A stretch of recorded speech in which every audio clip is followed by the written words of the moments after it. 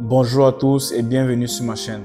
Je me nomme Ismaël Badjam. Aujourd'hui, je souhaite partager avec vous une expérience personnelle qui m'a amené à découvrir les principes du stoïcisme et leur application dans ma vie quotidienne. Il y a de cela quelques semaines, j'ai lancé un challenge de discipline de 21 jours et au jour 9, un événement triste et malheureux s'est produit dans ma vie et cela m'a tellement bouleversé au point où je n'ai pas pu continuer mon challenge de discipline.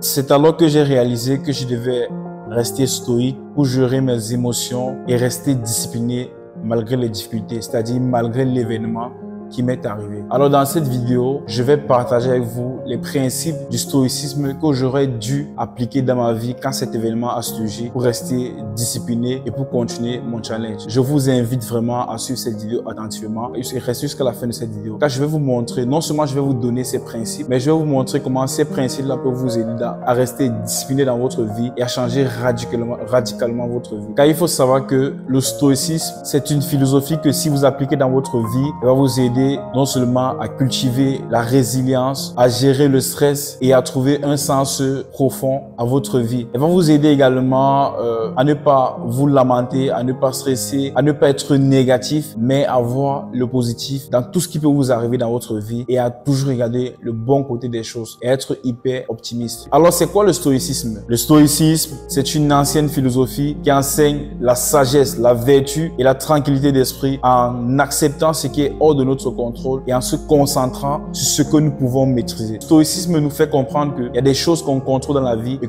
il y a des choses qu'on ne contrôle pas et que nous devons accepter nous devons accepter qu'il y a des choses qu'on ne contrôle pas, qu'il y a quelqu'un de suprême qui contrôle ces choses-là et que nous devons se concentrer sur ce que nous pouvons contrôler. En fait, dans la vie, quand quelque chose nous arrive, ce n'est pas cette chose-là le problème en fait. Ce n'est pas cette chose, que ce soit quelque chose de négatif, c'est pas ça, mais ça dépend de comment est-ce que nous voyons la chose. Genre, comment est-ce que nous réagissons face aux épreuves par exemple, comment est-ce que nous réagissons face aux malheurs, face aux événements tristes qui peuvent nous arriver. Ça veut dire que moi, pour mon exemple, il y a un événement triste qui m'est arrivé quand je faisais mon challenge de discipline, mais en fait, je pouvais continuer mon challenge de discipline. Je n'ai pas pu continuer parce que je n'ai pas pu bien réagir face à ce qui m'est arrivé. Parce que je ne me suis pas dit que c'est quelque chose que je ne contrôle pas et je n'ai pas mieux géré mes émotions pour pouvoir passer cette étape-là et continuer mon challenge de discipline. C'est juste pour être plus explicite. Le problème n'est pas tant ce qui nous arrive dans la vie, mais comment est-ce que nous réagissons face à ces événements qui nous arrivent. Nous n'avons pas le pouvoir de contrôler les circonstances extérieures, mais nous avons le pouvoir de contrôler nos réactions et nos attitudes face à ces circonstances-là, face à ce qui peut arriver dans la vie. Et je crois que même la religion, pour des religieux, même la religion le dit, il y a des choses qu'on contrôle, il y a des choses qui sont hors de notre contrôle. Par exemple, on contrôle le fait de se lever le matin tôt, de travailler, de se battre,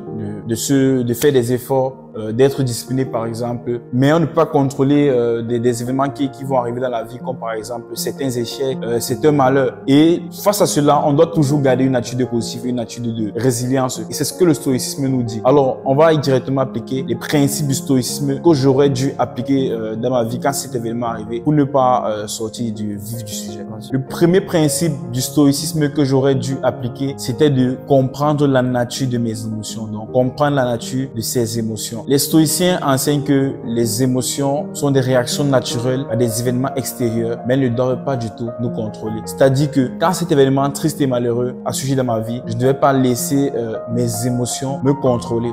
Au lieu de me laisser submerger par mes émotions, j'aurais dû les accepter, les observer objectivement et me dire que ça fait partie de la condition humaine. Parce qu'en acceptant mes émotions, j'aurais dû mieux comprendre la nature de mes émotions et gérer mes émotions afin de continuer mon challenge de discipline. Parce que si tu décides par exemple d'être discipliné ou de travailler ou de faire des choses et que chaque jour un événement triste et malheureux surgit dans ta vie, si tu n'arrives pas déjà à comprendre la nature de tes émotions et à gérer ces émotions-là, tu ne pourras pas avancer, tu ne pourras pas être discipliné. Voilà pourquoi c'est très important de comprendre la nature des émotions, de savoir que ça fait partie de la condition humaine et de ne pas se laisser submerger par des émotions qui peuvent être négatives. Le deuxième principe stoïcien que j'aurais dû appliquer est la distanciation émotionnelle. Pluton de Taste, un philosophe stoïcien, enseigne la pratique de prendre du recul par rapport à nos émotions en se demandant est-ce que cela est sous mon contrôle? C'est-à-dire, quand il y a un événement, qu'il y a quelque chose qui vous arrive, que ce soit triste ou bien, vous vous demandez que ce soit un échec, je ne sais pas trop. Est-ce que cela est sous mon contrôle? Si la réponse est non,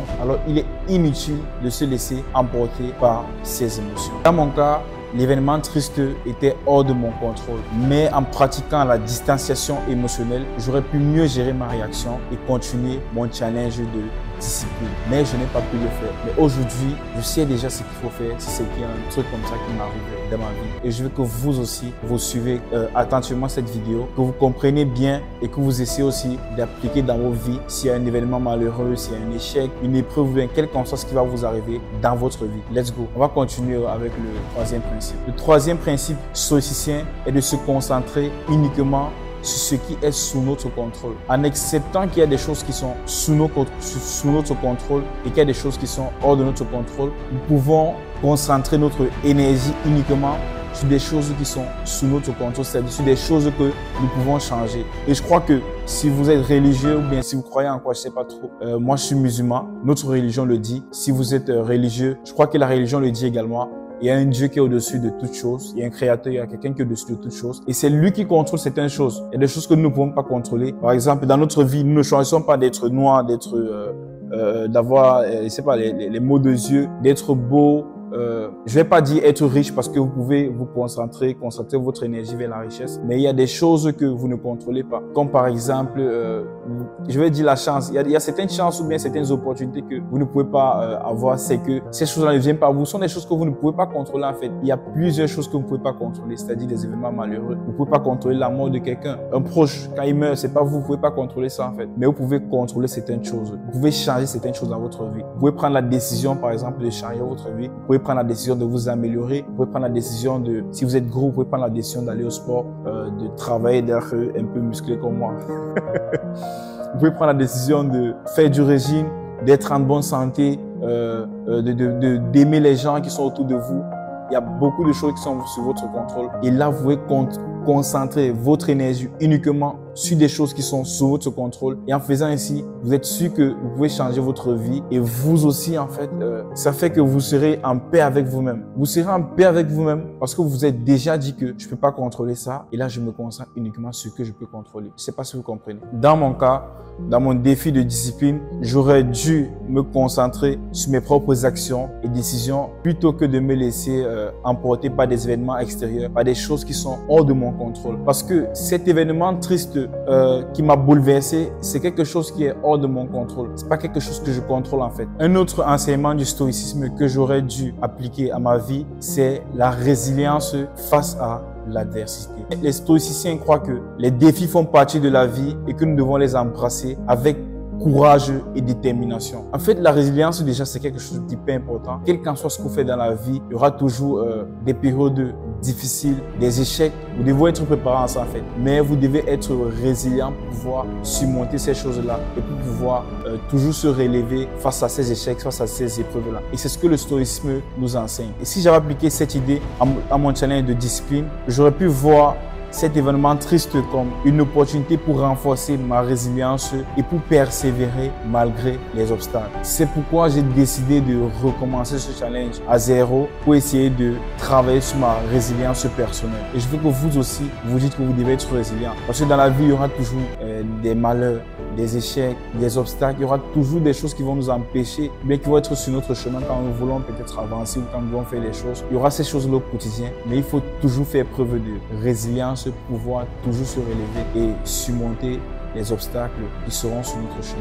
Le cinquième principe est de vivre dans le moment présent. Nous ne pouvons pas changer le passé ni prédire l'avenir, donc ce qui compte vraiment est maintenant. Car à tout moment, nous pouvons mourir en fait. À tout moment, nous pouvons mourir. C'est pas sûr que demain, on sera là. On ne contrôle pas notre existence sur Terre. Donc, ce qui compte vraiment, c'est maintenant, c'est l'instant présent. En restant pleinement engagé dans le moment présent, nous pouvons mieux gérer nos émotions et prendre des meilleures décisions pour notre vie. Quand on va se dire que, genre, si c'est qu'il y a un événement triste surgit, si c'est qu'un malheur ou bien je sais pas trop, si vous êtes démotivé ou je sais pas, vous allez vous dire que vous ne contrôlez pas votre temps, que vous pouvez mourir demain, que vous devez vous concentrer sur le moment présent. Vous allez vous dire que le passé s'est passé, le futur, vous ne savez pas comment ça va se passer, vous ne savez même pas si vous serez en vie, mais ce qui compte vraiment, c'est le moment présent et vous allez vous concentrer sur le moment présent. Donc si moi aussi, je me concentrais sur le moment présent quand l'événement triste a surgi, c'est que je me disais que non, c'est pas sûr que tu vas être là demain. Concentre-toi sur le moment présent, essaye de faire ce que tu veux, ce que tu as fait maintenant. Là,